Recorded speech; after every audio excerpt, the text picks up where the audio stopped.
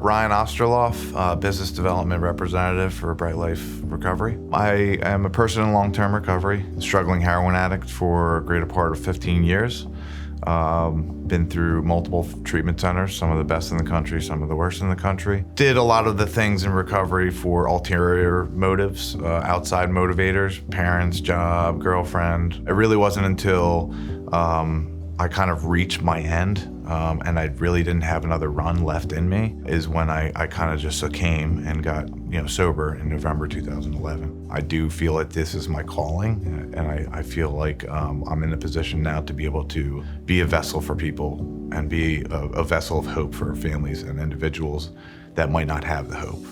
So, I mean, over the years, I have experienced a lot of different companies, larger, smaller, some inpatients, some outpatients, right? About a year ago, I was working for, less than a year ago, I was working for a company that sold me a bill of goods, said this is what it's gonna look like, this is who we want you to be, right?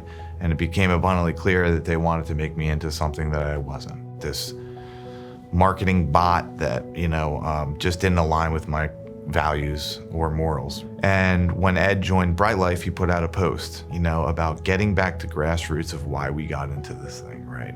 What are we doing? Are we helping people? Every single word spoke to me in that post, and I immediately called him. And I said, I don't even know if you have a spot for me, but I'll wait till you have a spot for me.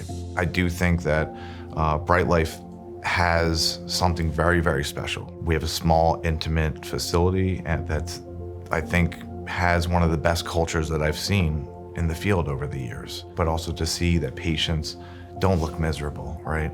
They're at the worst part of their life, right? The lowest part of their life, and we're treating them with empathy and care and concern. And I think that, for me, that's everything in the field. One thing that was told to me early in recovery was you can, never lose the hope. And I say that a lot to the family members, right? And sometimes they're put in hard positions where they have to draw those sufficient and firm boundaries in order for a person to get well. That's my story, right? Until my parents were stopped enabling me and drew those hard boundaries is really when, for me, my life started to get better, right? Because I was pushed, I was vaulted into this world of recovery that I didn't know if I wanted at the time.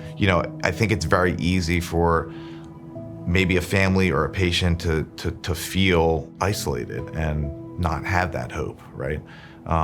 So I always come back to, like, if anything fails, never lose the hope, because I'm living proof that it does work.